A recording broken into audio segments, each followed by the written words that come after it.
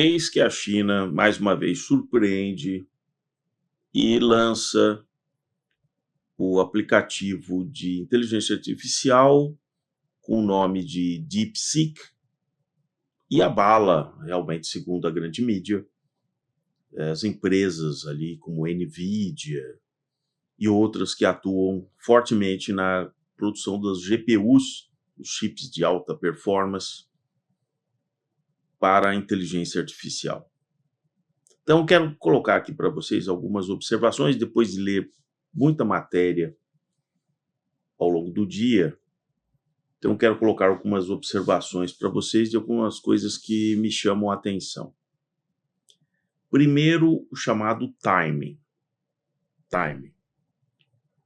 Exatamente dias depois do Donald Trump assumir o novo mandato e anunciar o gigantesco projeto de 500 bilhões de dólares, Stargate, para fomentar o desenvolvimento de tecnologia usando inteligência artificial, vem uma pequena startup, simplesmente uma startup chinesa, a DeepSeek, cujo CEO nem sequer é um cara da área de tecnologia. Ele atuava como gestor de venture cap, de empresa quantitativa, de softwares, e de uma maneira muito oportuna, dias depois, eles simplesmente anunciam, colocam a nova versão, aí, a R1 e tal, e aí é interessante que a mídia ocidental cai realmente nesse papo chinês de que, nossa, é muito mais barato, ela gastou muito menos. Você não vai saber quanto uma empresa dessa na China gastou, cara.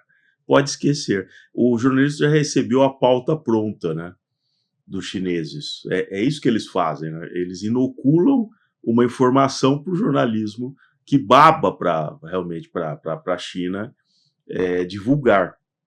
Então ele diz, não, gastei quase 6 milhões de dólares, porque não sei o que. Isso é o que ele diz, o que ele fala, né? Então, é igual aquele laboratório obscuro lá em Wuhan, que pesquisava aquelas coisas todas. Você jamais vai saber o que aconteceu ali. A informação é controlada na China, você sabia, o jornalista? Eu acho que o jornalista ainda não entendeu. Então, se ele diz que ele só gastou 6 milhões de dólares treinando, porque uma história, porque aí, a partir de um certo momento, ele comprou chips mais antigos da NVIDIA, aqueles que não estavam proibidos e tal, toda história. Agora, de fato, o aplicativo funciona. Ele funciona. Considerando a capacidade chinesa de copiar as coisas, não é para mim uma surpresa de que eles passaram, desde o momento que a OpenAI lançou o ChatGPT e começou a mostrar as melhorias e tal, eles começaram a copiar, porque eles viram que isso é uma coisa importante, estrategicamente importante para a China. Da mesma maneira que, se algumas versões de código aberto foram divulgadas com alguns aplicativos, eles também contra-atacaram com parte do código de código aberto, que aí se configura que será uma disputa mundial para quem vai usar o código aberto de um, código aberto de outro. E, evidentemente, quem ganhar essa guerra sempre terá o controle sobre o código, né, que ele produziu. Ele sabe ali os caminhos ali, no futuro, por exemplo, para bloquear o que ele quiser, o código, enfim. Agora, é muito curioso exatamente as matérias dizendo, não, foi uma coisa fantástica, eu já usei, travou a loja lá de baixar o aplicativo e tal, uma coisa muito bem orquestrada exatamente num momento como esse.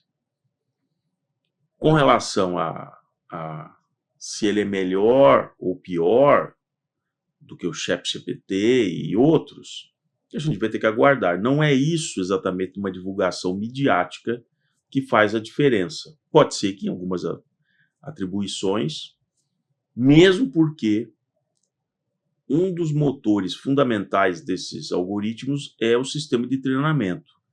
E evidentemente que na China ele tem muito menos amarras para simplesmente invadir propriedade intelectual. Ele não tem tanta ética como tem em outros países no Ocidente. Então, o que a OpenAI, outros podem ter tido certas limitações, se discute muito isso. Como é que os modelos estão sendo treinados com informação que eu não necessariamente autorizei que fosse utilizada? Isso para o chinês não é problema. Não é problema. O que eles já copiaram de máquinas, software, equipamentos pelo mundo, porque conceitualmente para o chinês, copiar não é uma coisa ruim. Copiar significa, olha, eu gostei do que você fez e eu vou copiar. Então, do ponto de vista para o chinês, ele não tem problema moral nenhum para copiar alguma coisa e lançar uma coisa que é mais baratinha que ele fez com os recursos ali, mais baratinhos e tal. Ele copiou a sua ideia. Mas veja por esse lado.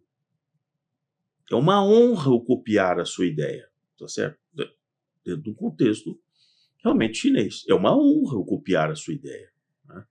Então, eu tenho certeza que dos últimos anos, pessoas muito competentes na China se dedicaram a copiar o ChatGPT e melhorando em várias das funcionalidades. E uma coisa que eles sempre têm é assim, vou fazer mais baratinho. Vou fazer mais baratinho. Quem teve os grandes recursos no início do processo de inteligência artificial, a OpenAI, por exemplo, só o cheque que a Microsoft assinou de bilhões. Então ele tem um acesso a recursos muito maiores do que, por exemplo, na China. Isso nessa primeira fase. Então é óbvio que quem começa a estudar e tem recursos muito mais módicos, ele aproveitou boa parte do conhecimento do desenvolvimento. Ele não partiu do nível zero, ele já partiu de um nível acima. Então é óbvio que em todo desenvolvimento tecnológico, o start é muito mais custoso. Você gasta em laboratórios, gasta com protótipos, qualquer que seja a área da ciência, muito maior para tirar aquilo da inércia, do zero. As melhorias incrementais que são feitas têm um custo proporcional muito menor do que você tirar aquilo do solo. Então, já teria o natural custo menor. Mas aí eles, evidentemente, usam o método chinês. Você jamais vai saber quantas pessoas trabalham de graça. Aonde que eles foram conseguir energia nos Estados Unidos, o cara, para processar isso, para ter os data centers, ele pagou por essa energia. Então, quando ele chega e diz, não, gastei só quase 6 milhões de dólares, ele considerou o custo de energia? Se o governo deu energia para ele, deu, a energia saiu de graça, você jamais saberá. E todas essas empresas muito misteriosas que aparecem assim na China, elas são controladas ou pelo Partido Comunista Chinês ou pelo Exército Chinês. Então, esse CEO da DeepSeek é apenas um estafeta que está ali para controlar os interesses do governo chinês. É assim que uma política de Estado no modelo chinês ela opera. Ele está ali apenas para cumprir uma missão que foi dada a ele dentro de certas prerrogativas e tal. Então, não pensem que isso é uma coisa que da genialidade de alguém muito voluntarioso que começou a pesquisar isso, montou uma empresa assim e começou a pesquisar e agora está divulgando de uma maneira benevolente pelo mundo. Não. Vários equipamentos, por exemplo, de telecomunicações da China, é uma caixa fechada, você não sabe o que está lá dentro. Ele não abre aquilo para você. E se ele quiser controlar aqueles equipamentos remotamente no futuro, ou desligar esses equipamentos, você pode ter certeza que ele o fará. Que dentro dessas caixas pretas existem realmente atributos onde ele pode, em algum momento que se ele se sentir prejudicado, ele vai desligar. Isso vale para guindastes, equipamentos de telecomunicações, equipamentos de mobilidade. Então, você que está aí feliz com o seu carrinho chinês, fique sempre atento, porque se um dia ele quiser desligar aquele, ele vai fazer. Então, se você chegou agora aqui no Modernidade Ciência, já peço, se inscreva no canal, acione o sininho e coloque o joinha, que é muito importante. Você verá aqui no canal coisas um tanto quanto diferentes do que você ouve aí, né, realmente na grande mídia, né?